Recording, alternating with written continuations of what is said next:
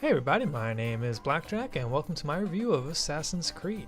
Before I begin with the review, I want to mention the 5 aspects I believe are important in reviewing a good video game. Those being story, gameplay, visual design, audio design, and content. Along the way I'll mention anything interesting I found when playing the game, which includes anything like glitches. That's pretty much it. Well anyway, let's get started with the story. If you want to skip the spoilers and head to the gameplay section of the video, go to this timestamp. So the story in Assassin's Creed is really simplistic. It takes place in 2 different time periods, modern day and 1191. Let's kick things off. The story begins in modern day in some year, I'm assuming 2012, but I'm not too entirely sure, where Desmond Miles finds himself in a strange machine called the Animus. There he meets Warden Vidic and his assistant Lucy Stillman. They explain to Desmond that the Animus works via simulating genetic memories. It allows users to experience projections of their ancestors and see the events of their lifetime. However, this machine comes with a lot of side effects that isn't really delved into too much in this game.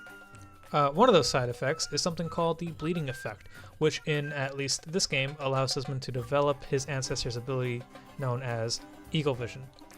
Other side effects may include insanity and the search for the absolute truth. Unfortunately for Desmond, he's not having the best of time synchronizing to the machine. It might have something to do with the fact that was kidnapped by Abstergo, the pharmaceutical company that Vidic works for. Vidic forces Desmond to relive the memories of Desmond's ancestor, Altair ibn La'ahad. Now the bulk of the story takes place in the year 1191 during King Richard's Third Crusades in the Holy Lands. Things begin with Altair and 2 other assassins, Malik and his brother Kadar al-Saif? I don't know how to pronounce that. I'm going to go with al-Saif. Spelled like this. Deep under Solomon's Temple. The assassins are after the Ark of the Covenant, or more specifically the treasure within it. Malik has quite a few gripes with our main man Altair, but since Altair is a pretentious and arrogant person, he pretty much doesn't give a shit and does what he wants. The 3 assassins stumble upon the Ark of the Covenant. However, a small group of men have appeared. Who are these men? Well, it's Robert de Sable, an apparent thorn in the Assassin Brotherhood's side.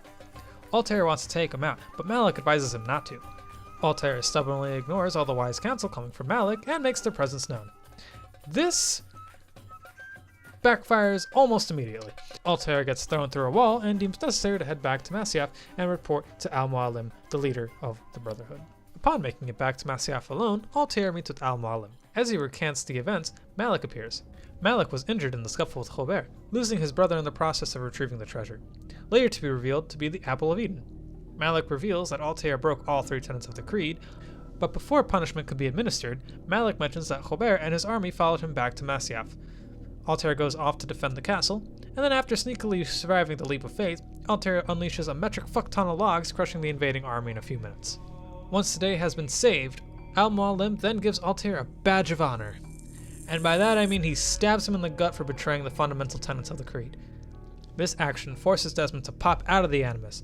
After being yelled at by Vidic, and eavesdropping on Lucy and Vidic's secret conversation, Desmond falls asleep. The following morning, Desmond pops right back into the machine after a cheery and not at all threatening conversation with Vidic. Altair seems to have survived being stabbed in the gut, and Al-Mualim demotes Altair to basic bitch status. He can make it back to his Master Assassin rank if he can find and kill 9 targets. Those targets are Tamir, Talal, Majadin, Garnier de Naples, Joubaye, Sibrand, William of Montferrat, Abul Nakud, and last and least, Robert de Sable. This journey takes place over several weeks in 1191, and only about a week in the modern day. Not much happens until the last modern day, so I'm not really going to go into it all too much. But before I can go into that, I need to tackle the events that occurred during the adventure. Altair is tasked to travel to the poor, middle, and rich districts of 3 major cities. Those cities are Damascus, Acre, or Acre, however you pronounce it, and Jerusalem. In each district, Altair finds and takes out each of his targets except for one, Robert. In his stead is a decoy, a young woman, who is unnamed in this game but we know now is Maria Thorpe. She's important later on in Altair's lifetime, but none of that was covered in this game, so we're not even going to bother with that. What is in this game, however, is an annoying ass boss fight filled with like 15 fucking guards. Altair learns that Robert de Sable is currently in Arsuf from Maria. Since she isn't one of his targets, Maria is spared. Also, Altair and Malik go through this anime character building arc together, and it was just wonderful watching it unfold. Altair travels to Arsuf to confront Robert de Sable for the last time. King Richard the Lionheart and Altair speak about a traitor in Richard's midst. Of course, Richard doesn't believe him when he's told that Robert is the traitor, and being the lieutenant of the armies gives him that privilege.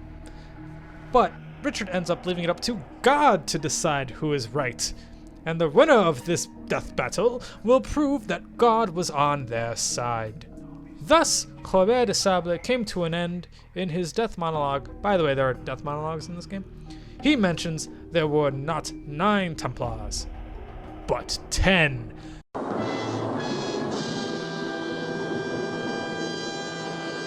Also, just a quick note, Robert's plots to take over the Holy Land was to join Richard's forces with his enemy, Saladin, by having Altair kill all members on both sides of the war, which almost worked if Altair didn't kill Robert in the end. The war still continues despite Altair trying to convince Richard that both sides want to end the war. Altair makes it back to the brainwashed Masyaf, and is forced to kill quite a few assassins, until Malik and his small team appear to save Altair from the massive amounts of guilt he'll be having over annihilating the Masyaf order. And with that, Altair confronts Al-Mualim.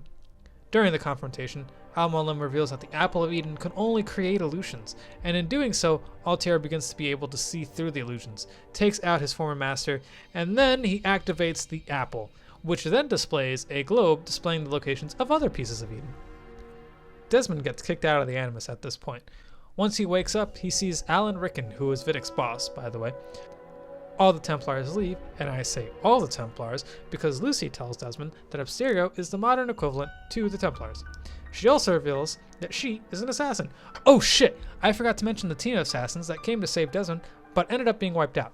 And that's important because there really aren't that many assassins left. It seems that the Templars have been busy taking care of all of them around the world, including Desmond's old camp. Also, upon getting up, Desmond experienced the bleeding effect, from spending so much time in the Animus, of course, that he gained the ability to use Eagle Vision, which shows him hidden blood messages left behind from the last subject of Abstergo's crazed history-themed Doomsday Plan. Once seeing the large message depicting the date 12/21/12, the game ends on a cliffhanger, meaning Vidic still lives, Desmond is trapped at Abstergo, and I really need to move on to the characters. Let's start things off with the modern characters, and then talk about 3 main characters from the past. We're going to start off things with Desmond, of course. So, Desmond Miles is played by Nolan North. If you don't know the man with the comic book name, you may know his rather large and extensive career in voice acting. He's been in everything from Naughty Dog's Uncharted to Deadpool the game, and that's not even scratching the surface. I'm sure he'll pop back up on this channel. The performance was pretty good. He had a good range of emotion when playing Desmond. Desmond has a cool backstory, by the way. Desmond grew up in what his family called the farm, in which he grew up learning how to be an assassin and learning all about the Templars. He didn't believe in any of it, and thus ran away from home. Eventually, he became a bartender, soon after he was captured by Abstergo's best stalking corp. Lucy Stillman is played by Kristen Bell. I know her best from Frozen, in which she plays Anna. I think she did fine in this performance. I think it worked for the character in this game, but she was very monotone, almost. I don't know if that's the best way to put it. It was definitely a pretty subtle performance, though. Lucy, too, has an interesting backstory. She studied in university for cognitive neuroscience.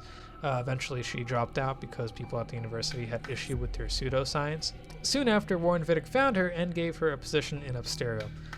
Next thing you know, she's on the Animus Project, working with all sorts of people. We find out about the incident in which her friend Leia Marino died suddenly. We are told through emails that it was a supposed suicide. After that incident came Subject 16, which all we know at the moment is the pretty messages left behind in blood. Warren Vidic is played by Philip Proctor. Philip plays Simon Stagg from Batman Arkham Knight, Fushira from Blue Dragon, and Howard DeVille from Rugrats, among other voices. Now, I love this performance. I think Vidic might be the best character in this game. He's pretty out there, and the enthusiasm that Philip puts into his character is incredible. Vidic has some of the most interesting lines in the game, too. They can range from irritation to thought-provoking in like a matter of seconds. And I think it works really well. You never feel like he's just doing this because his boss is forcing him or anything, but you genuinely feel that he believes in his cause and motives. And that's a good character, in my opinion. Altair Ibn Lahad is played by Philip Shabazz. He has been in more TV shows than in video games, with only 2 credits in video games that I can find, at least. One being this one, and a game called The Terrorist, in which he plays a character by the name of, excuse me if I mispronounce this, Sameh Bahar. I wasn't really digging this performance though. It was rather monotone. Occasionally you can hear an inflection in Altair's voice when he's nearly shouting or pissed, but for the most part I didn't like how dry sounding it was. He sounded like he was bored for the most part. Altair is an interesting character, and I love the progression of his character throughout the game. And I know I was just joking about Malik and Altair's anime arc or whatever I said, but I genuinely do like that. I just wish the performance for Altair could match the writing for the character. I like how all the assassins are just dickheads to Altair now that he's below their rank. I even remember that one line where Altair is like, "But that work is best suited for," oh, or something like that. Surely you remember how to track an enemy. Of course. Learn where he will be and when. But that sort of work is best left for... I understand. I feel like that helps his character feel real to me. I like that he gets humbled throughout this whole journey. So I feel like Altair is a good character. I just think the performance is a little lacking. Robert de Sable is played by Jean-Philippe Dandenode. According to IMDb, this is his only credit. And luckily for him, I loved this performance. There's quite a bit of range for this character despite the lack of screen time. And that's really the only thing holding this character back, is the lack of screen time. But I like how evil he is, and I like how he's willing to let all his other Templar buddies fall so he can take over the Holy Land. There isn't really much to say other than I like the character and I like the performance, so... Al-Mualim is played by Peter Renaday. He plays Dr. Henry from New Vegas, Abraham Lincoln on like 3 different occasions, those being Billy and Mandy, Evil con Carne, if you decide to substitute those, and Batman Brave and the Bold. So he is definitively Abraham Lincoln, apparently. And Richard Ames from MGS2, among a shit ton of other voices. I like the performance. He sounded very stern towards his people. It sounded rather authentic, I feel. I like the twist that Al-Mualim had in this game. I definitely didn't see it coming on my first playthrough, so I think it worked pretty damn well. I like the performance, I like the character, I like the drastic change in his demeanor at the end. I don't really have much else to say about the character, so we can just move on to the gameplay! Assassin's Creed is an open-world action-adventure game with very minimal stealth elements. There are quite a few topics to talk about, and I'm going to sort them out by most boring to most fun. So let's start off with Desmond. When playing as Desmond, you can walk at a very slow pace, and you can interact with stuff and people, and you can look at stuff with the eagle vision, and that's about it. So now we're going to talk about the stealth. So the stealth mechanics are really wonky.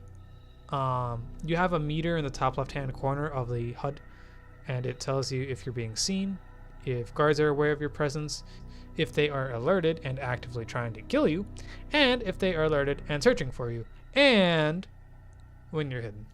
So you're supposed to act normal so that they don't try to kill you, but you don't really get punished for being seen unless you're in a mission, to which it will just fail the mission, forcing you to try again.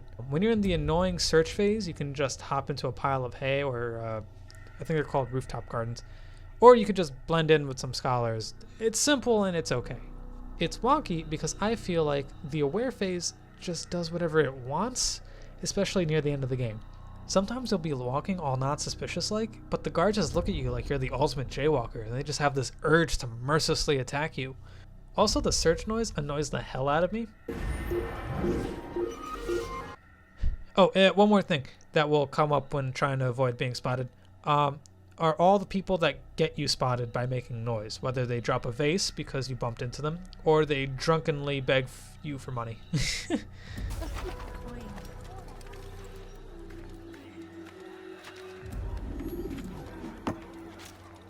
On to the side missions.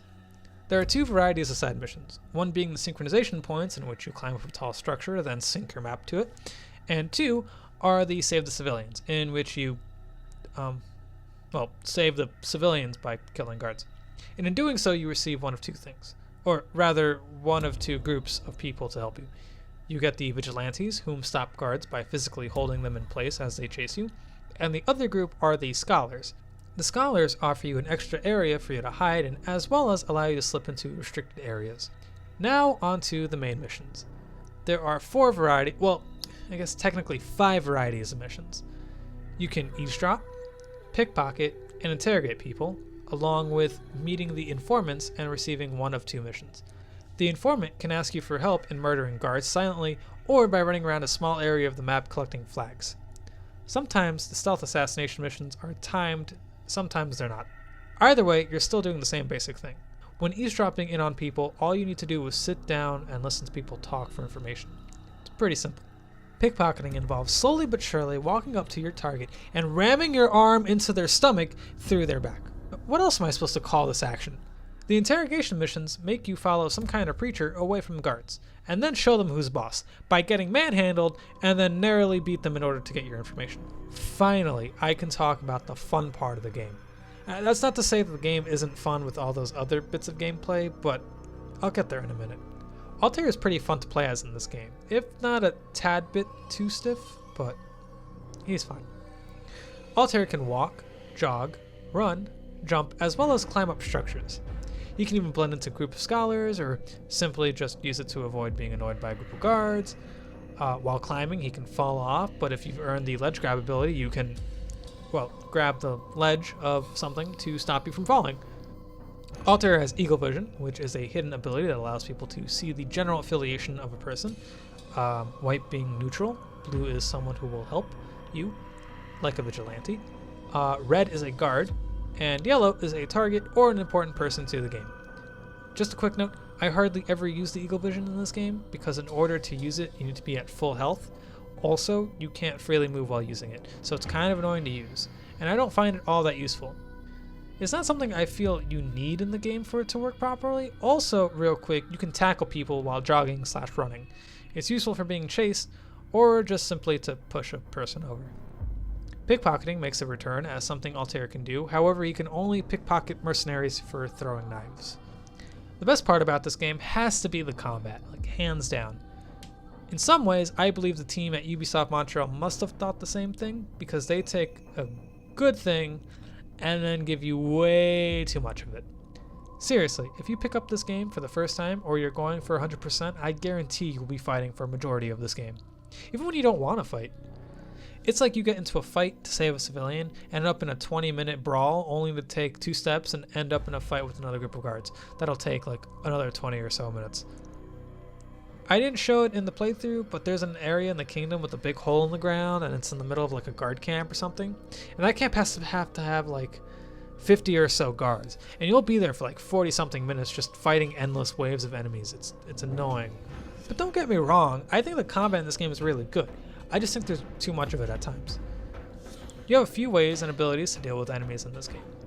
Altair can use his hidden blade to instantly kill any guard, except for perhaps some bosses. I haven't actually tested that out, but for the most part it's an instant kill. You can begin a fight and occasionally be able to kill up to about 2 guards before the fight actually begins with the hidden blade. If you manage to knock an enemy down, you can quickly switch to the hidden blade and end them real quick. Altair has other weapons too. His second most damaging weapon is the sword. Following the sword is the dagger or short blade, which can do the same things as a sword. So I'm going to be talking about them like they're the same thing. But it has the added benefit of being able to throw up to about 15 knives. Just real quick, the knives can be used to kill enemies from afar or be used mid-combat to thin out the group. Now I know the knives are a one-hit kill on most guards, but they cannot instant kill the Templars, bosses, or any other heavily armored guard, so I think the hidden blade is still technically the most powerful weapon in the game. Also, real quick, you have your fists for combat, which I only use during the interrogation missions because you're forced to use them in those situations. Otherwise, I wouldn't use them at all because you can't block or do anything cool in combat like you can with the sword or dagger. Also, the hidden blade cannot block regular attacks. Just a quick heads up. So now I can talk about the real meat of the combat. Altair has a crap ton of methods to take down his opponents. For starters, you have a standard hit and a standard block. But with this small setup comes a whole bunch of cool things that you can do with it. Altair can grab and throw people, something called a combo kill. He has a counter kill, which works with the hidden blade too, as it turns out. I didn't know that. He also has a counter grab, a dodge and step command, and occasionally a choose your own adventure type of kill, in which you can choose whether you can break their legs, throw them into a scaffolding, or just end them. Do you want to know what the best part is? The enemies have the same abilities as you do. They can combo kill, they can counter kill, they can grab and counter grab you, and some of them have projectiles. It makes the combat have this really fun act and react feel to it. It's a lot of fun until you end up slugging through wave after wave after wave of guards until the floor is piled high with bodies, and then another guard shows up and then you start this whole song and dance again. The song and dance, you say? Why don't we talk about the audio in this game? The diegetic sounds are pretty decent. I like everything from Jennifer Segan as the Animus to the sounds that happen when the poor decide that they want your life and not your money. Away with the film! He hurts himself. For the most part, they all fit pretty well. What doesn't fit, however, are the non-diegetic sounds. I highly doubt Desmond or Altair can hear the hidden blade whip out a cycle-like audio clip. The robot tingle sounds and the rush of air audio sounds interesting when you remember the game is just a simulation.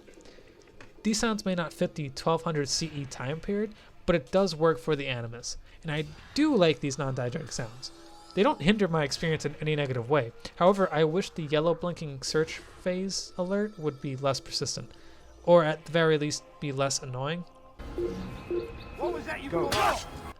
Maybe it could blink for a second or two sound-wise instead of a constant bloop, bloop, bloop, bloop noise that happens until you either get seen or hide. Like I kind of wish it was like a 1-2 thing and then it would stop. So let's talk about the music composed by Jesper Kyd. I don't know if I pronounced that correctly, but apologies. I like the music within the game. It's really nice.